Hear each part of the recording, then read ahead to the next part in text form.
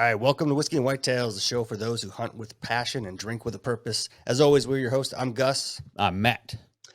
As always, thanks for our Patreon for your lower support. Thank you to Waypoint Network for having us, and thank you for all the listening, subscribing, sharing, and all the awesome stuff you do to support us. This week, we are joined by a special guest, Lee Diaz, Director of E-commerce with Reserve Bar. He's got all kinds of cool stuff to share with us about what they have going on over there, so stay tuned.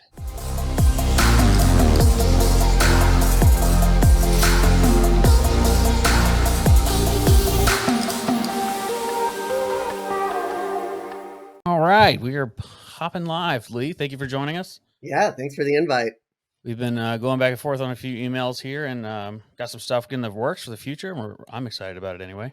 Yeah, I mean, there's a package on its way for you right now, so I'm excited for you to open that one. Oh, I can't wait. Yeah, it's we got a new office, if you will, so everything's being shipped there, but it's in between where we both live, so we might meet up and pop that package together. Awesome. Or I might beat him to it and not share it at all. I mean, it's a smart idea. I'd do the same. So I couldn't see what you sent me, but I did see your note about a certain finish that we can't say. Yeah, I pretty intentionally did not tell you what I'm sending you because I think when you receive a package like that, it's fun to have a nice surprise. And then especially if you're not familiar even with the whiskey or the distillery, to have a really nice surprise and just kind of jump in. 100%. That's I love getting stuff in the mail. It's like my favorite part of doing all this, whether it's hunting gear or bourbon. But it's always fun when you don't know what's coming. It leads a little bit of anticipation. Like I need to get there as soon as it's the day it arrives. Exactly. All right. What are you sipping on this episode, Gus? I have one of your all-time favorites. Oh, nice. The Old Baker 7. That is nice. Yeah. I bought all those when they went out of stock. When they stopped making it, I went to every liquor store. I bought like 3 cases of it. I had a few, and that's the last one I have. I know a spot in LA for you, Gus. Don't worry. Nice. How often you go to LA, Gus? Almost never. You might have to go for that though. I guess so. Yeah. Perfect. I'll just keep having them at my house. It's fine. What are you sipping on, Lee? Man, so I have a Hirsch gold single barrel. It's actually one of our recent picks, and I just can't get enough of it right now. I think the Hirsch releases are pretty incredible this year. Are they? I haven't had any from this year. I had whatever the colors were, yellow and blue or whatever, and I had a single barrel yellow one last year. Yeah, that's good stuff. That's very sought after actually for those in the know. Yeah, absolutely. I mean, this year it's a 2-barrel blend, right? So they're doing a double oak. So they're doing a blend into a finishing fresh American oak toasted barrel.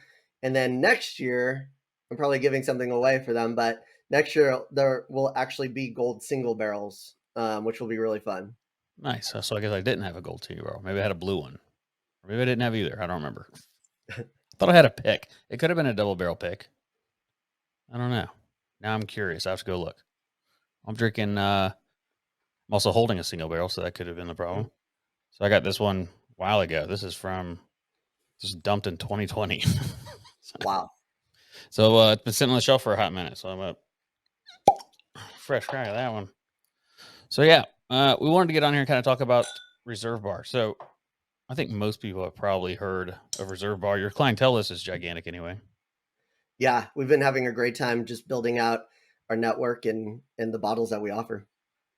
We were talking about the Topflight, and that's mainly like you do a lot of stuff there, right? But I think the Topflight's like your baby, your pet. Yeah, Topflight's really I mean, it's been a pet project now for the past year. And it was a way for us as Reserve Bar to be heavily focused on curation of single barrels. I think for a long time we had rare and exceptional releases, but had not been very intentional about single barrel releases. And this was our way to really make that happen. Awesome. I hate to do this, but I got to pause 1 second. I forgot to plug in the internet. Anyways, sorry. Welcome back, Matt. Sorry, it records everything on here. So if my Wi-Fi likes to just kick off, I don't know why it does it. So I had to hardwire us in there. We went from a studio to kind of coming here, like coming to our houses just so we can do more stuff. The studio was, in fact, what Gus was just talking about, a waste of money. So Yeah. with technology today, you can do a lot from your home, and we didn't necessarily have that when we started out. So being able to get clear picture and clear audio all from your house is a whole nother aspect. But it lets us do actual, like, have good guests on everything else and put everything on YouTube, and we're trying to get all that going again. So anyway, it's a learning process. All right. We're talking about Reserve Bar, the Topflight Series. So you've been doing picks for how long now? For just over a year. Okay. And how many have you done in a year? We just surpassed our 100th pick. So I think we're at about 110 right now. Holy shit. And we've been having fun with it. I mean, again, Reserve Bar had not previously been known for single barrel picks, right? And so the biggest thing was to hit the ground running and really lean into some great partnerships that we have with some astounding brands. And so it's been fast and furious. But with that, it's remarkable what you can come up with when you say, "Hey, can I jump into this mix?" 100%. We loved going on picks, and it depends on who we're doing. If it's for a store, a charity, or just going and being there and doing something. But it's being able to do that many. Does it ever get old? No, I think that part of it is just coming in with a certain level of inquisitiveness and just being like willing to just learn again and again the process. And the reality is there's a unique story, a unique process, a unique selection behind every single pick. And so I think having that sense of everyone that we do is special makes it continually just a lot of fun, honestly, and just fun side conversations. And once you get to know people, it's just really great to continue to connect. So is your process with the picks kind of the same as anyone else's? You just apply and ask and then wait, or do you have to go by a state minimum, or how does that work? Yeah, so ours might be a little bit different than some because we reach such a large network. And for context, we essentially are a fourth tier on the 3-tier system. So we partner with over 4,000 retailers across the US. And so because of our existing partnerships with brands, that has opened a number of doors for us. And then I think because of the pace at which we've been running, a few additional doors have opened. So it might be having conversations. I do a lot of pitching to brands as to why they should jump in with us early on in this process. And then we take a lot of time to do custom photo shoots, tasting notes, social posting, emails, so that we do a lot of marketing that I think a lot of folks would not do for a single barrel. So you're essentially kind of like what a whiskey club would be, like on Facebook, except you're running it as a real business. Absolutely. Yeah. Okay.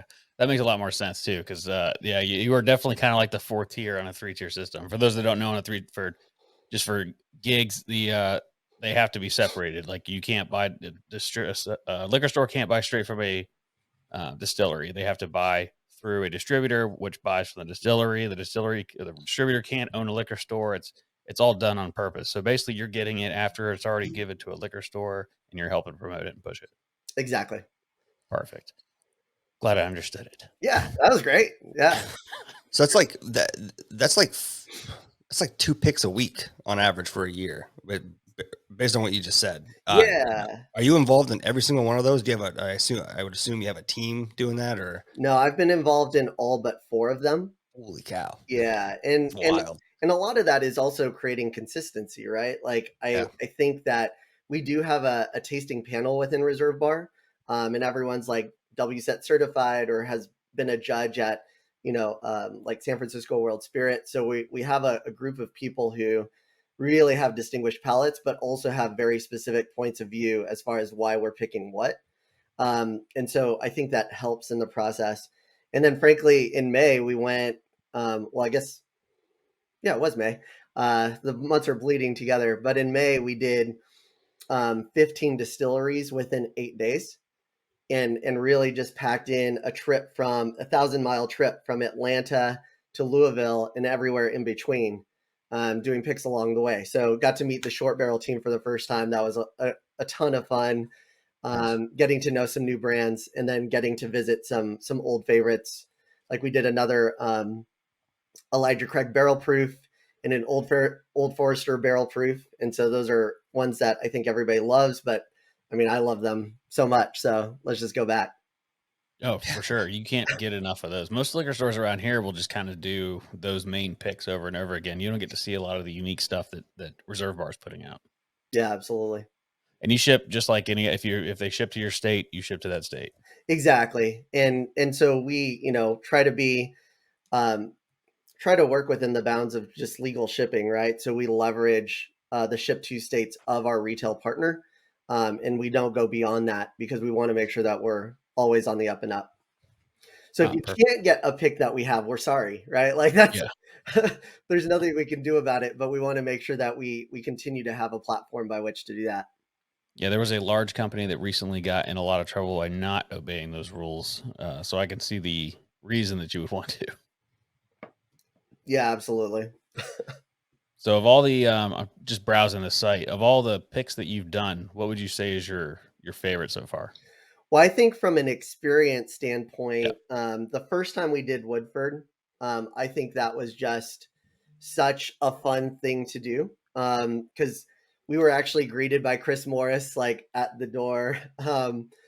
Chris Morris is now the master distiller emeritus, but was previously master distiller there, and it was just such a fun time to walk around with him, hear his perspective, his approach to the selections, and why he pulled what he pulled.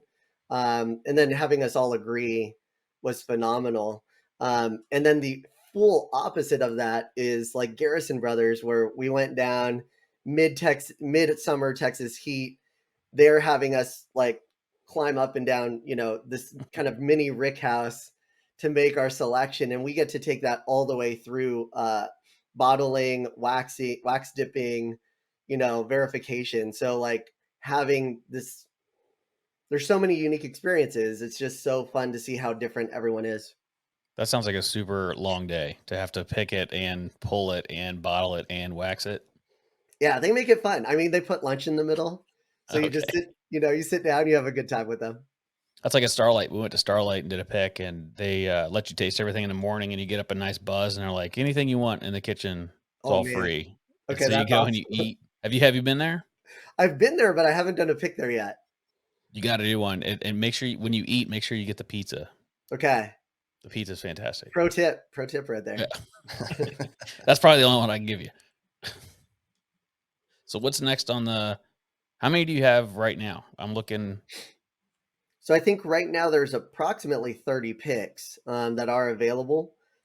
Our next up, I pulled one. Speaking of short barrel, so during that pick, we did this great ruby port finished whiskey. So this is the sample I got to leave with, but it is just an amazing pour that has your classic whiskey notes, but is syrupy and just bleeds that port. And so it was such a wonderfully balanced pour. It's probably like my next cigar sipping whiskey because I love having kind of a sweet whiskey with my cigar because you get kind of the toastiness from your cigar, but you balance that out with something like this on a rock, and it's perfect. Yeah, we are also cigar smokers, and I think one of my favorites was the old Belmead, the Madeira cask. Oh yeah. So good. I was so sad when they stopped making that. So yeah, you've got, let's see, you got all kinds of stuff up here. It looks like you guys do a lot with barrel. Is Yeah, that so our first main partner was Barrel. And so we started with kind of your core picks, and they came back with us with some great finished whiskeys. I mean, I'm always excited about what they're putting out. I think they're now like core releases are just a lot of fun. But what you see in single barrel finishes, I mean, they're kind of doing a little bit of everything. They may be doing a little too much now because there's just so much out there, but it's awesome. I think our PX Sherry cask finish is awesome there, and then that Isla cask is something truly unique. It's taking your bourbon and then giving it like those classic kind of toast, like barbecue notes on that finish, which is fun. yeah, there's you get a lot of that hickory kind of smoke out of it. Yeah, totally. Ruzanga. One of my favorite, one of my favorite ever picks was a barrel pick that we got from Justin's House of Bourbon. That Cinnabon, And Oh yeah. I think I have. That was almost 3 years ago now. I think I still have maybe 4 pours left worth Oh, in wow. that bottle. I've been nursing that for a long time, but it is when they named it Cinnabon. I don't know that there's really would have been a better name for it other than maybe Big Red Gum, because it tastes like, so if someone poured it to me and were like, this is I don't know, this is a fancier version of a Fireball, or maybe just Fireball, I might have believed them. One, because I don't drink it, and so, Yeah, but it is the cinnamon on that pour was so strong. It was so good though, real good stuff. that's awesome. Speaking of fancy bottles of Fireball, we were discussing that last week too. We were, yeah. I was not lucky enough to get one. Yeah. Or do you call that lucky? I don't know, but I I don't want to know. try it. Absolutely. I think, you know, for those that don't know, I mean, Fireball is a Sazerac brand, right? So, it's Yep. being produced with quality in mind. Now, of course, they have a consumer in mind as well, but I mean, it's a quality brand. Yeah, it definitely comes from a parent company that most people would want to get stuff from. Yes. I would assume that it's mostly like neutral grain spirits. I don't know if it's truly whiskey. It's below the Mhm. percentage that's required for it to be whiskey, so it's definitely Or not. But yeah, the Grand Dragon or whatever it was called. Is that right? I don't know if Grand Dragon's the right. Isn't that the clan? yeah. Yeah, it's probably not. So it's probably Dragon not it. Reserve. Yeah, Dragon that's Reserve. probably not it. Yeah. So the Dragon Reserve, for those that don't know, it was an aged Fireball, but yeah, it was crazy because it had like the starting prices of 1999, but I know we'll never see it at that Yeah. or at all. At all. Yeah, if at Yeah. all. Well, if I get some, I'll send you a sample. Great. Vice versa. I'll let you know. Nice. Perfect. Cool. So Deals what else being do you made guys? here. Deals being made. Mm-hmm. Oh, I think I already knew that you were going to get some if I found some. Yeah. I had a good, like I was going to treat it all fancy. And we have a friend that he's got access to a jet, and we were going to make like a big fancy reel of us getting on this, private jet, and then just add fake jet noises like it Yeah. was running, Drinking from sweating our like a ass off. champagne glass on the jet. Oh, it's a good Yeah. idea. It's Yeah. great. 100%. Yeah, that'll work. Cool. Yeah, Cool. All right. I think for us a lot of it, moving forward is collaborations and really working with brands to identify like what is going to be unique in the industry. And so we recently quietly launched and we'll have some PR around it, but we've partnered with the Tasting Alliance to essentially do a quarterly single barrel release of a multi-award winning brand. And so we launched that first with Laws out of Denver, Colorado. And actually launching later this week will be a Rabbit Hole single barrel, exclusively picked by judges from San Francisco World Spirits. So we're really trying to identify not only award winning brands, but also quality picks that represent those brands well. That's awesome. How do you get around to coming in contact with those people? Is it just networking on your end? Yeah, so I personally have been a judge now for San Francisco twice, and New York World Spirits twice, and soon to be 3 times when it occurs in August. So a lot of it is continuing to network and just keep connected with people that are on the front end of the industry in that way, and then having actually a progressing partnership with Tasting Alliance and Reserve Bar, and just thinking about creatively what can we do to expand that partnership in the ways that we can really help shape and inform the spirits industry. So what's your history and all this? Like, how did you get involved like from the beginning? Because I know you've got it's not a short one, right? Yeah, so I've actually only been involved in spirits for 2.5 years professionally. I've been in the marketing space now for about 14 years, and so I've moved through some really fun brands. So started with AT&T, Hilton, the hotel brand, Fender guitars, and now Reserve Bar. But I like to tell people I've actually been drinking high end spirits since I turned 21. And that was just because of the community I kept at home. And so I've really been able to develop a sense of, what I'm looking for. And so Reserve Bar was nice enough to, or willing to give me that opportunity to kind of express that through a single barrel program. And I think we've had some really incredible picks. In fact, our rare character Jakira pick just became double gold winning for finished whiskeys and best in class. And so I think we're picking some fun things. Hopefully we can amass a few more awards in that way.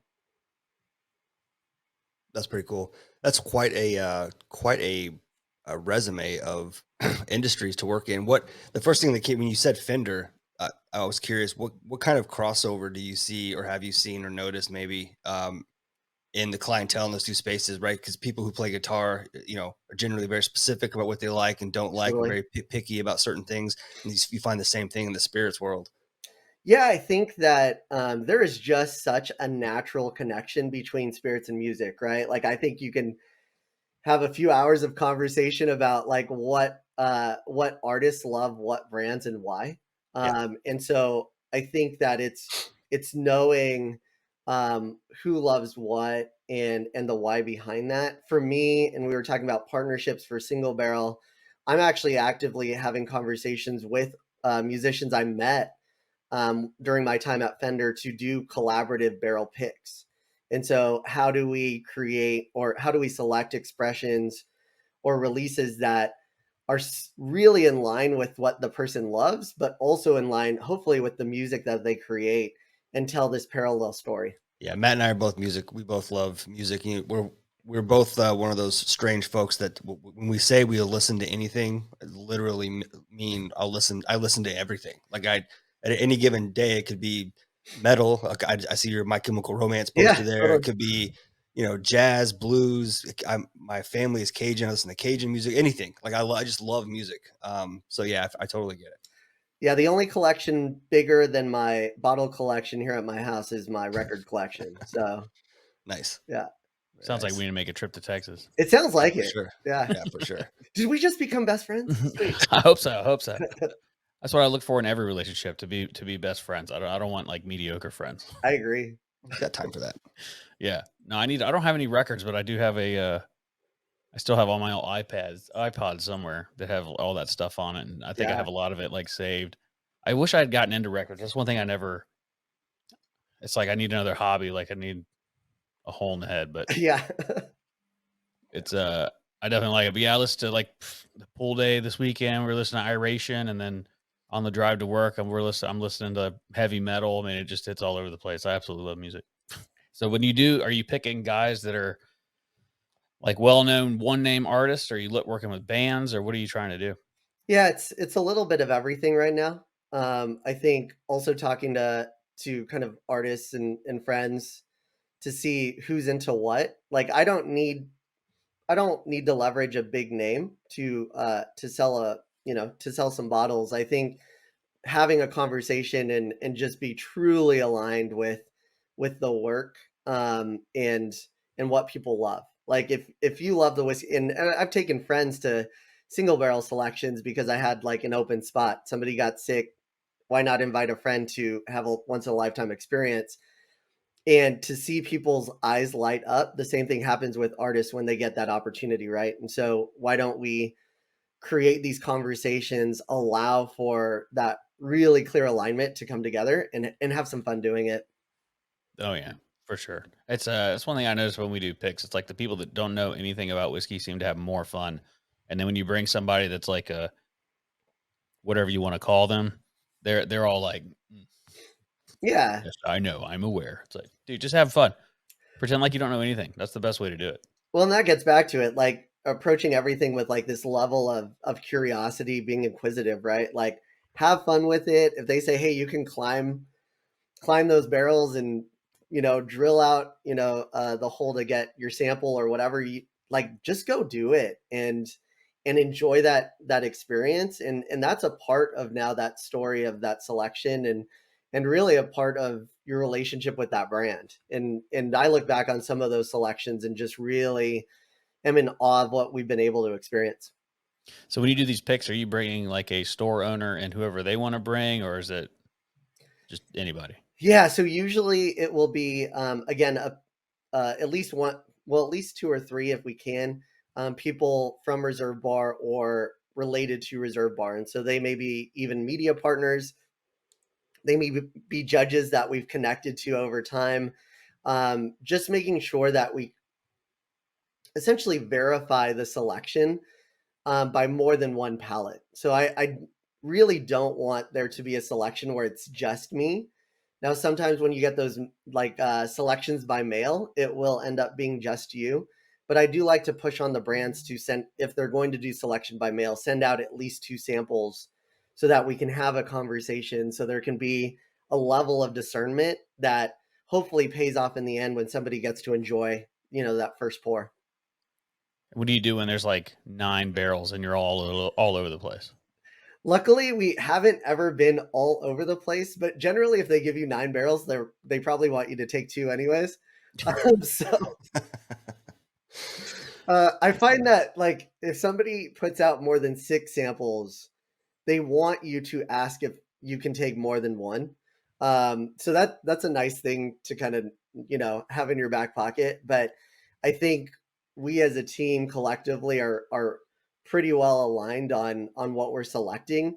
And funny enough, sometimes it could be like we wanted the really weird one, and we picked that one brand where we agreed we wanted that really unique pick, and luckily it works out pretty well. Usually the variation is pretty small.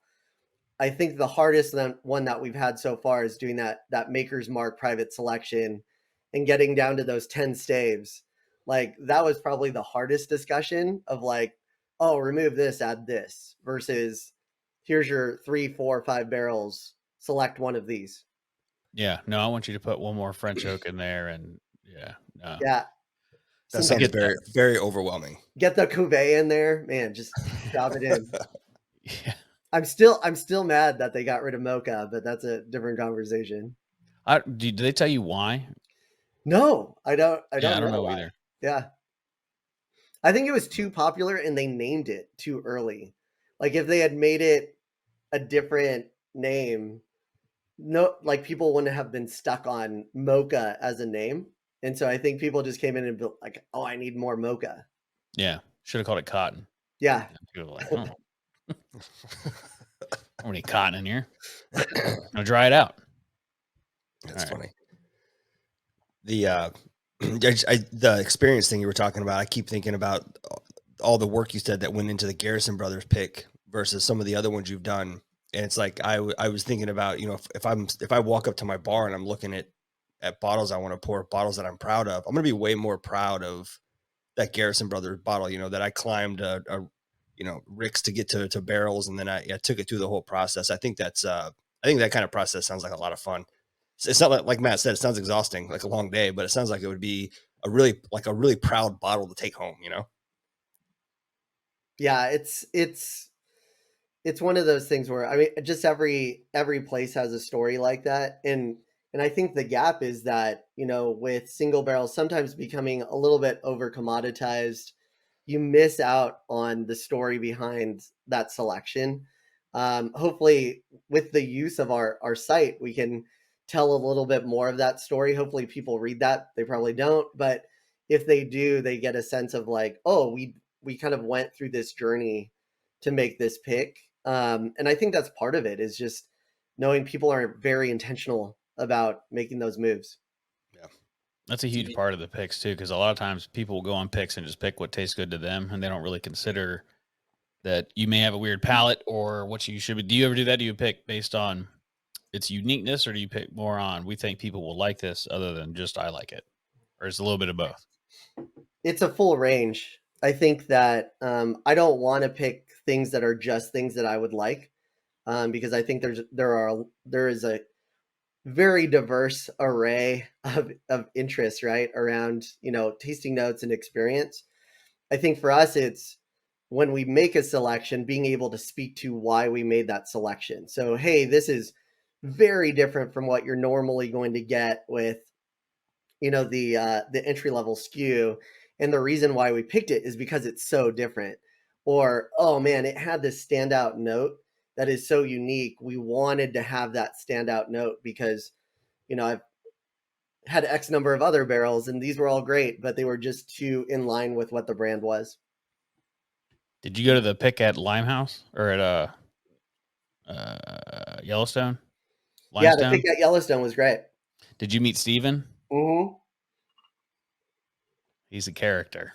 Yeah, so I mean that pick is also another unique one in that they give you 3 different barrels. Wait, it was 4 different barrels at 3 different proofs.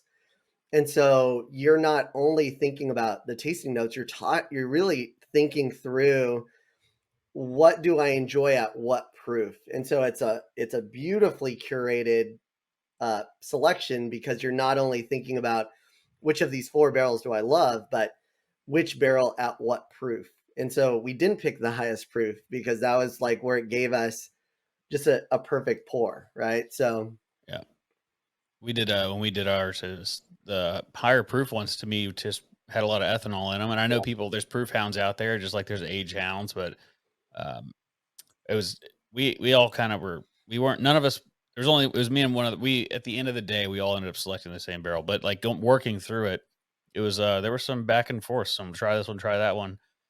And we ended up going with actually one of the lower proof ones, which cool. is, I don't know, people may not like that or not, but to me, it tasted like a good whiskey that anybody could drink and sit down. You didn't have to really add any water to it, and it didn't burn your nose out when you smelled it.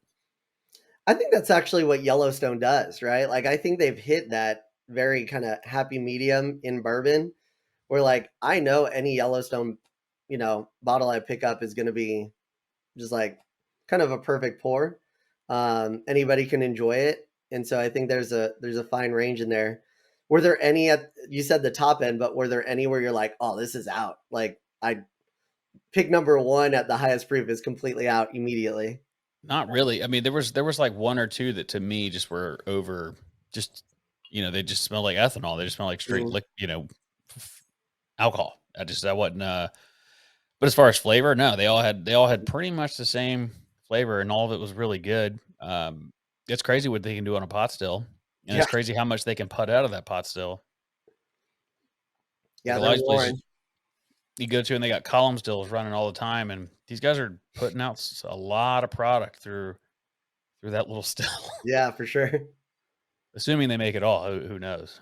But I think Bardstown probably makes a lot of other people's stuff. Maybe I don't know. I have no idea. Do you know? More than I know. No. Oh,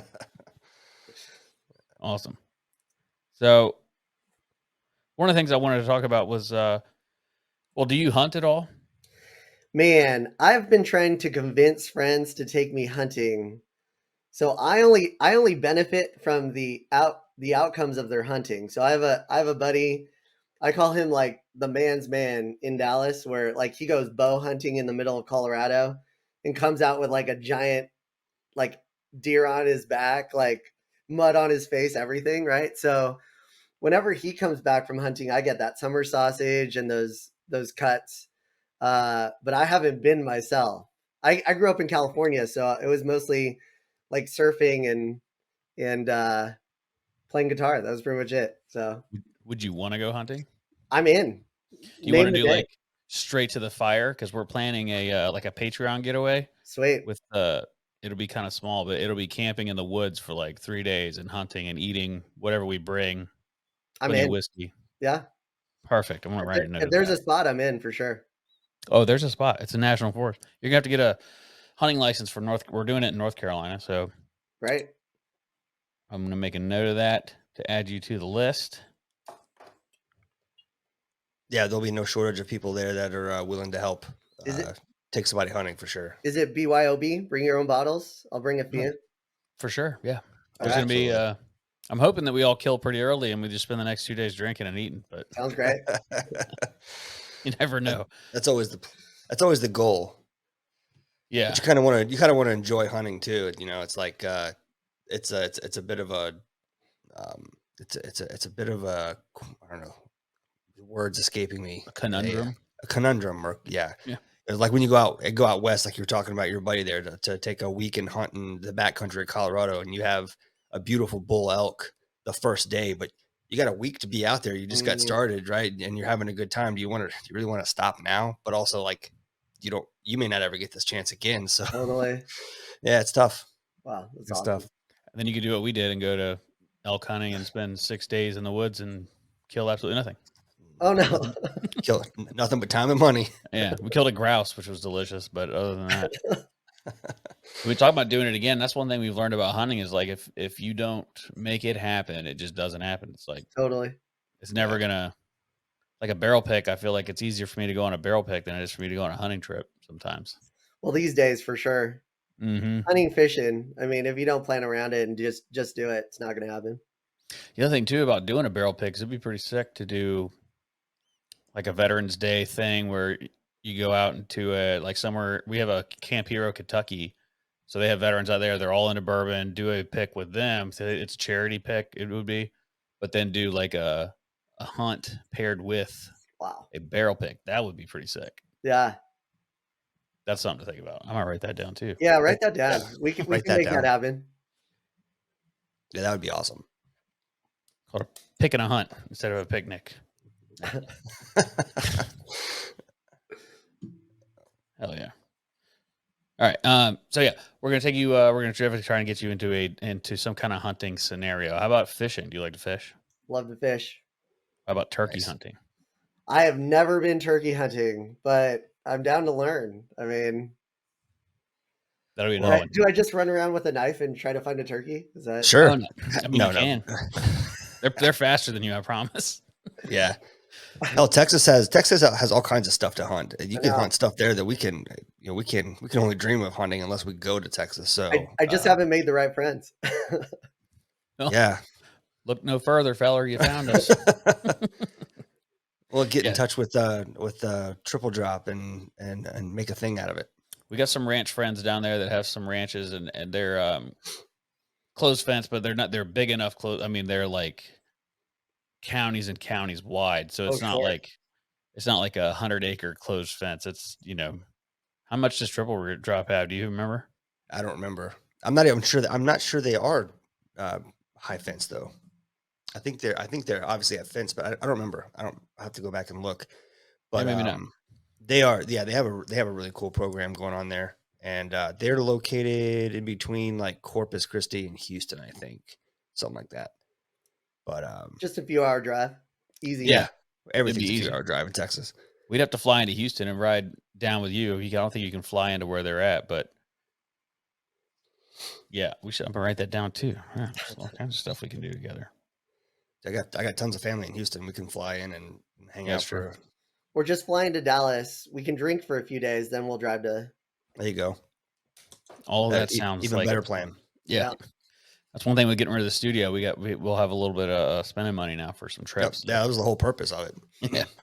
We miss doing trips. We used to do it a lot. And then in the last 2 years, it's just the company's been killer. And, we've kind of realigned some stuff and it's like, what's important? What do we want to do here? Mhm. And getting rid of some things and starting some other ventures. And I think we've got to figure it out now for the most part, but it's definitely freed up a lot of time. We should be able to get some hunts done this year. I'll let you know. I don't know when the Patreon hunt's going to be. It's going to be once it cools down some. But other than that, I think that we could probably set something up in Texas too, because there's all kinds of stuff down there, and that'll be a lot of fun. Yeah, definitely wait till it cools down here. Oh my god. Sure. Yeah, I have no interest in hunting or fishing in that kind of weather. I actually saw it in the news in South Carolina that Texas had a massive heat wave today. Yeah. I feel Did it. you be outside? No, I'm not going outside. I'm not crazy. Perfect. Yeah, it's definitely different from California weather. Mm-hmm. How long did you live there your whole life? Lived in California up until 25. And then you moved to Texas? Then I moved, actually Chicago, then Texas, San Francisco, back to Texas, back to LA, back to Texas. So, Wow. yeah. I guess you could say those are the two places you like to live. I mean, you by now it was like I have to buy a house in Texas because clearly I love coming back to Texas. Oh. Makes sense. Yeah. I like Texas. Hey, and the whiskey trail here in Texas is just growing like astronomically. So the number of distilleries out here is just huge. So with someone in there and in the weeds on it, give us like the rundown of, because we hear stuff like some people like Garrison Brothers, some people don't, and I mean there's tons of stuff down there. Give us a rundown of what all there is and what your favorite is, and anything we think we should know before we try planning trips there. Yeah, I think that what I love about Texas whiskey is clearly like the heat that we're experiencing right now, right? So it really does shorten the overall kind of aging experience when you look at the output for like the color of whiskey and really the flavor profile. Now, anything that's young still tastes young, but I think that when you know it within the context of the environment and then also the water that's being used, there's a unique flavor profile that you get to know within Texas whiskey.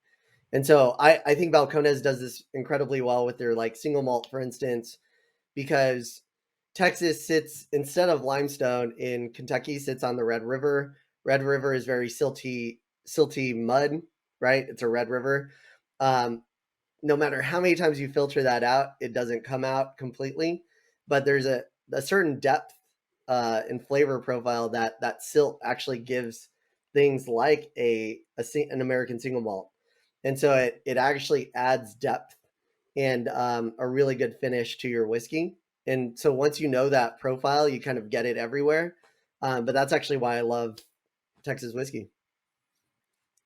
That actually makes sense because I know that there is um, a whole different profile that you get out of some of that stuff. It's from Texas, and I never thought about the siltiness of it, but that makes sense.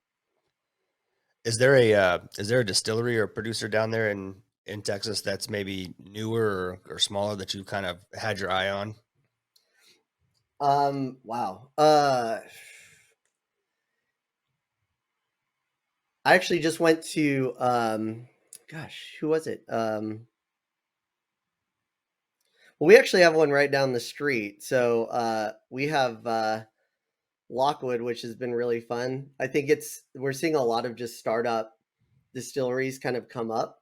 Yeah. And so it's been really fun seeing what they're producing. Some of the smaller distilleries are ones that I love for like cocktail whiskeys, right? And then as they grow up, I can't wait to see what they do. And so I'm still trying to explore as much as possible because since the last time I lived here, which was before COVID, and now I think there's probably at least 5 times as many distilleries. It's crazy. I mean, it's crazy. Yeah. If you had to pick a favorite, Right now, I mean, I'm loving what's coming out of Still Austin. I think they're creating some really great releases, and they're starting to play with like distillery only releases, which can become a lot of fun. I've been seeing them pop up a lot. A lot of people are going there doing stuff. Have you been there before? Yeah, they're a fun crew for sure. They It also have looks like it. just great bar down there, and then because they're tapped into Austin, they have a lot of like live music, um, food down there. I mean, it's kind of a perfect afternoon. Did Joe Rogan ruin Austin or make it better? Wait, what? Did Joe Rogan ruin Austin or make it better? No comment. See, I've heard that he made it worse, but I also heard that he made it better. So I've always wondered. I'm gonna have to go. We have a friend that I won't say his name, so it won't matter. We have a friend that is a Navy SEAL, and he actually is on Joe Rogan's bodyguard deal, and he Whoa! just moved down there, and he absolutely loves it there. Wow. I want to go visit him. I want to go to his new comedy club. Same. Yeah. I looked at tickets the other day, and it seems to be sold out pretty far in advance. Like as soon as it goes up, it sells out. Oh, I'm sure it is because it's at any given time, anybody pops in that place. So you buy tickets, you have no idea who's going to show up that night. Especially if it's a Joe Rogan night, he brings up like all the heavy hitters. Like Chappelle shows up, like all kinds of people just show up. Mm-hmm. Yeah, I'm interested in it. There's I talk about moving back to Texas a lot. I don't know have you ever been interested in it? Moving back to Texas? Yeah. Yeah, I've thought about it. I thought it would end up being probably outside of Houston somewhere, just because that's where I have family closer, and maybe even in between Houston and Lake Charles, just because that's where I have family. But yeah, I've certainly thought about it. I've thought about it a lot, but I would probably drop down to West Texas. You ever been down there? I've driven through it. I'll talk to Lee. Oh, But yeah, that's enough. Yeah. I mean, honestly, like, so I lived in San Antonio for a few months. And man, San Antonio is just blowing up. Like that space has just a huge number of both distilleries and now breweries. I think they have some different cultural centers. Love minor league baseball when you can get out to a game for like $6 and just have a good time. I mean, I think San Antonio is like a really great, like best kept secret. Now starting to blow up a little bit because Austin's a little too big for itself, but I love getting down there.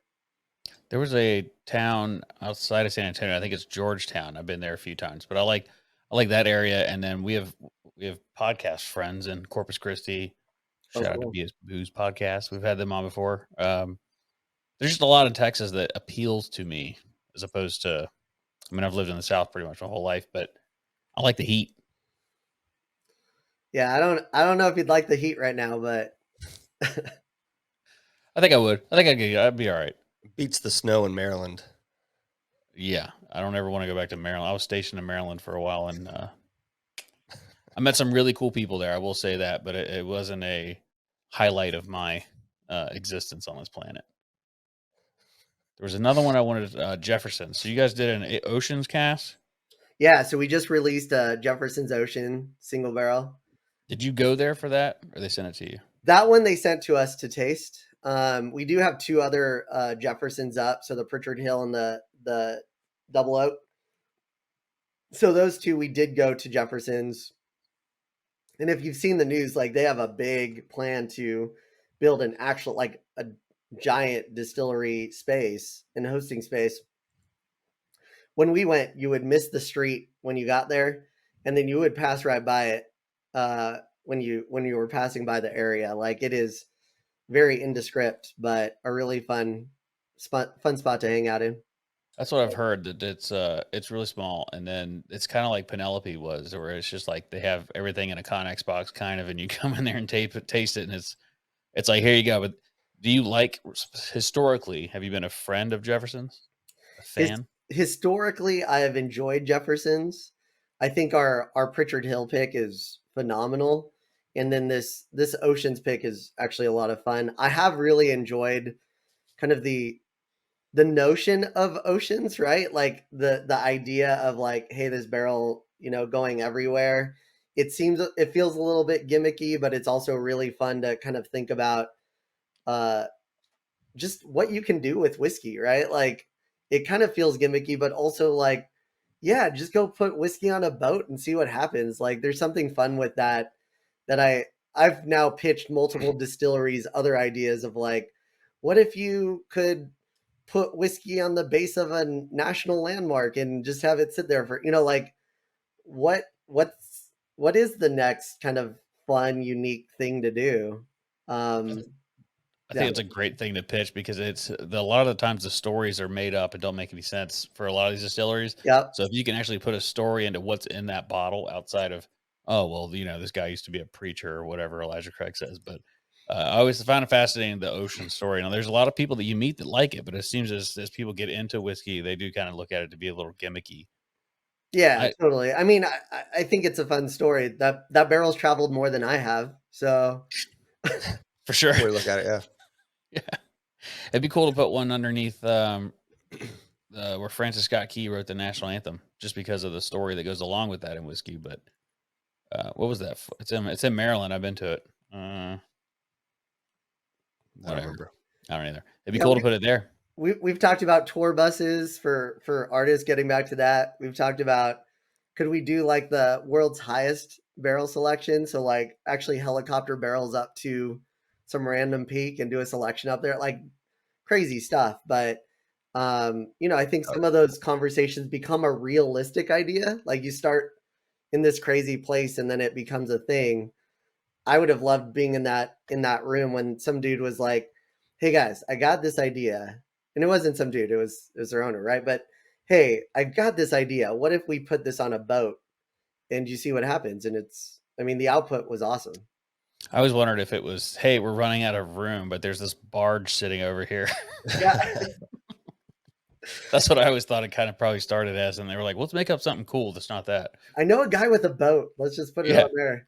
Right. Yeah. He needs, instead of filling ballast with rocks, he said we could put whiskey barrels down there. If it works, it works. Yeah. If we were still in Afghanistan, I'd say let's run up a convoy and do a barrel pick in some valley out there. You usually got a couple hours before you're in trouble. So take some stuff out to a remote set up base camp somewhere in the backcountry for a hunt, and bring some stuff to do a pick, and call it the hunter's choice or hunter's pick or something like that. I think you just named our pick. Yeah. I mean, that was perfect. Hunter's pick, hunter's choice. Good job. I like hunter's choice. That's great. Yeah. Great job, Gus. Or sportsman's choice, something like that. Figure it out. Yeah, right. I like hunter's choice, and we could have like picked in the whatever. I think we're going to the Pisgah National Forest. You could be like hunter's choice picked in the Pisgah National Forest in North Carolina, and blah blah blah, while on a 3-day hunt trip. That's how the wild turkey got their name. Yeah. If we do it again, we'll just do a different place and make it a different pick, a different location. Mm-hmm. Yeah, I'm down with that. Gonna have to trademark that one. Hunter's choice trademark. TM. Yeah. Shit, that's expensive. We just got done with one. We just got done with 2. Yeah. That's one thing we didn't know about business is if you have a good idea, good Lord, it's going to cost you a lot of money to make sure nobody steals your idea. It seems like every time I turn around, we get a letter from a lawyer about something. We've had to send like NDAs. Like our lawyer will just find them. It's not. I mean, we're not scouring the internet, but people will use the name Whiskey and Whitetails and throw it up on something, and then our lawyer will be like, "Just so you know, I sent these guys a thing," and then they get all mad, talk shit about us, but it's not even me. Also, we paid for the name. It's you have to protect what you own. Yeah, we felt bad about it at first. You kind of feel like you're being a dick, but then after a while, it's like we put a lot of time and money into coming up with this name and the brand and the idea behind it. And so, yeah, how about you screw off with using my name? Yeah, I mean, everybody gets mad for a little bit and then they move on. And it's a piece of paper, gets dropped in the mail, and it's all over with. So, yeah, whatever. Hey, cease and desist are fun. They can be fun. Yeah, sure. They suck. I hate having to do it. You guys have to deal with that too? Oh, I have no idea. No. Yeah. From a business perspective, that's someone else. Yeah. So you're just hired to have fun. Yeah. You're so lucky. You know how many people are listening to this? Like, how do you? Hey, are you guys hiring? How do I get this job? Yeah. I mean, love whiskey. Call me. We'll figure it out. You hear that? Don't put us down as a reference. This guy told me I could just call him. Why is it not working out? I'll put your phone number in the bio. For the he said, that's funny. You'd have to change your number before the end of the week. Yeah, no joke. No, I wouldn't do that to you. Awesome. All right. What else we got? Let's see. I know we had some stuff that we were going to. I don't remember. I know I want to buy this Freeland Spirits cask strength just because I like the bottle. Looks like a giant teardrop.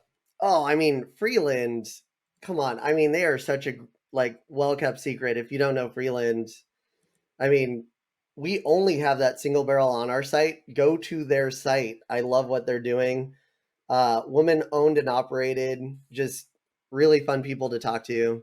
And, okay, cool. Yeah. I mean, if we don't have it, go get them, right? Like, I think maybe other people won't say this. If we don't have it, still buy something on our site. But if we don't have it, just if you love it, go get it and support up and coming distilleries. I think I've had their gin. Yeah, I just saw the gin bottle, and now it clicked where I've seen the bottle before. I have had gin before. Did you go there for the pick, or they sent it to you? No, they sent it to us. Are they sourcing? I think at this point they are not. Nice. Yeah, the tough part is when you have one-off locations, not one-off distilleries, but one-off locations. It's tough to be like, hey guys, I need to leave for 3 days so I can go up, to Portland and go try this thing, right? So I think it's a little bit easier for us when we're doing a selection. That's why I put 15 distilleries in 8 days or 9 days, is because it's a little bit easier to say, hey, I'm going to be gone for this grouping of days. When it's one off, it's a little bit tougher of a conversation for us. Yeah. That actually makes sense because it's going to cost you a lot more money to fly over there than it's probably worth. Yeah, totally. Yeah, that's interesting. What was the other one I wanted to? Oh, the where was it? It wasn't the Patron one. Oh, the Don Julio.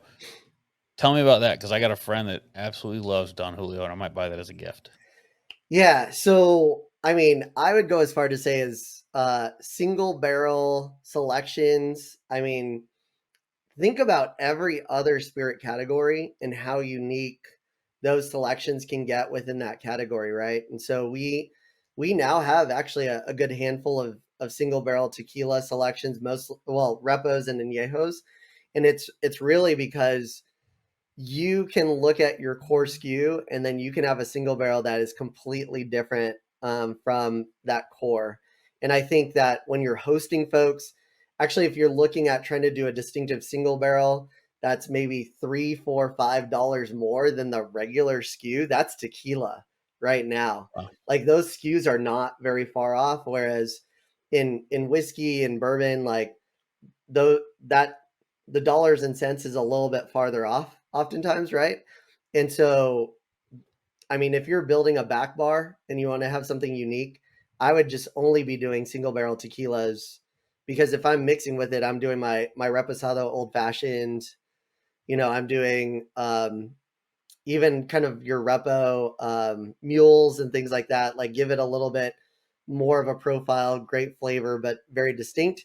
And then that if they want to have that neat, I mean, it's a perfect pour. And that one's a good one too. Oh, it's a great one too. Although I will say my favorite right now is Tequila Trumba. So they are just kind of, in my eyes, doing everything right. And just being like 100% kind of all natural, no additives. You know it from beginning to end. Their repo is an incredible, like it's a secret on our site. Like it is incredible. And we loved it so much that our president bought like 10 bottles for gifts. And we just signed on to do an añejo for probably November, December. Oh, nice. Very cool. Yeah, a lot of the bourbon stuff has been getting way overtaken, and it seems like the tequila stuff's really starting to pop. And I know the last quarter tequila actually outsold whiskey in some markets. So it's we've been telling everybody that maybe the bourbon boom's over. Maybe we'll start to be able to see stuff again like we could 5-6 years ago. Yeah, and we're actually now going to introduce some single barrels in both rum and even gin. Wow. And so we really want to just say, like, you can have distinctiveness in every category. You just have to find it. And hopefully we can introduce you to some really great brands, some really fun flavors. Have you ever had Frigate Reserve rum? No, I have not. I'm gonna send you a sample. Oh yeah. I'm down. I'm in. We know those guys and did a podcast with them a long time ago, but they have their 21 year. They have like an 8. They just continued one, but it's like 8, 15, 21, I think is what they have. It is unreal. It's so good. It's from Panama. I mean, it's old Don Pancho stuff, and it's fantastic.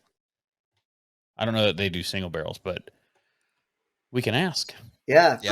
From Panama, we have a grander rum single barrel coming. I think it's a 10-year rum. And then we're also working with a call rums. And they, if you don't know them, they have a call chai rum, which is they distill chai tea and rum and they blend it together. And it is magnificent. But we're taking their rums, Angostura barrel, finished in a port barrel, and it is just to die for. I'm taking so many notes. Yeah. I opened that like last week, and I was like, guys, how many crates or how many cases can I get? Because this thing's awesome. Do they have it on there? No, it's coming soon. So okay, it will. A call will actually hit probably the week after next. So sneak preview, and then grander should be about 2 or 3 weeks after that. All right. Well, this episode's coming out the day before July 4th. So if you want some of that rum, you'll be looking at next week, right? Yeah. You guys should go ahead and lock that in. Hell yeah. All right, cool. Well, we did an hour there. Is there anything that people should know about Reserve Bar or you, or any plugs you want to do? Yeah, I think just if you're looking for something unique, you can always reach out to our customer service team and let us know. I'm constantly looking for recommendations on what we should be going after as far as single barrels. And then we do have a SMS text that you can join where you get first access to every pick that we make. I was just doing our release calendar for the next year, for the rest of the year. And we have at least one new barrel coming out every week for the rest of the year. So it should be a really fun ride for us all. Do you know that number? If not, we can find it and put it in the description. Oh gosh. How many weeks are left? 30. No, the text number. Oh, the text number. Shoot. No, I do not. It's okay. We'll put it in the description. So. I have failed. No, you're good. I didn't expect you to know it. I wouldn't know it. We'll put it in the description of the podcast. That way, if you want it, it's in there. You can get it, as well as links to Reserve Bar and specifically the Topflight Series collection page. Lots of good stuff in there. And I think you might be able to see stuff coming soon that strikes a little closer to home. So that'll be fun. Absolutely. And if you're on release date, you're a day after our rabbit hole release. And so I assume that's going to go fast, but we won't start marketing for an extra 2 days. So you'll have a 2-day lead up on anybody else. Nice. Very awesome. cool. Well, that's a bunch of good heads up there. Rabbit hole, some good stuff as well. I'm excited about all of it. Cool. Yeah. All right. Well, Thanks for joining us, Lee. I appreciate all the information, all the knowledge you dropped on us today. This is a great podcast. Yeah, thanks. Absolutely. Yeah, we'll have to do this again. And I know you're talking about you wanted to start a podcast as well. And we were saying, hey, anytime you want to come on here and give some updates and let people know about single barrels that are coming out. Yeah, absolutely. I think the next time I'll shoot you guys a bottle or two. We can just crack them together and just have some fun. Oh, that'd be perfect. We don't have to we can do as much time or as little time as you want. It's just, I think it's a good stuff. And I want people to know about it because everybody loves single barrels, man. And they're hard to get, especially like you're scouring stores and driving around and trying to get it all. And there's a ton of good ones right here. I'm looking at them and there's a bunch of them. Or you're dealing with clubs or that, the same people making the same picks every time, tend to be the same profile. It can get monotonous. Yeah. Yeah. It's a daunting process sometimes. Right. Awesome. Cool. Well, thanks, Lee. Thanks, everybody, for watching and or listening, however you consume this podcast. And again, you can use code podcast, save 20% on everything at our store. If you want to join Patreon, it's patreon.com/whiskey and whitetails. Check us out on YouTube and all places, social media. Go check out our new reel or something. So, cool. Have a good day. Bye. Drinking whiskey.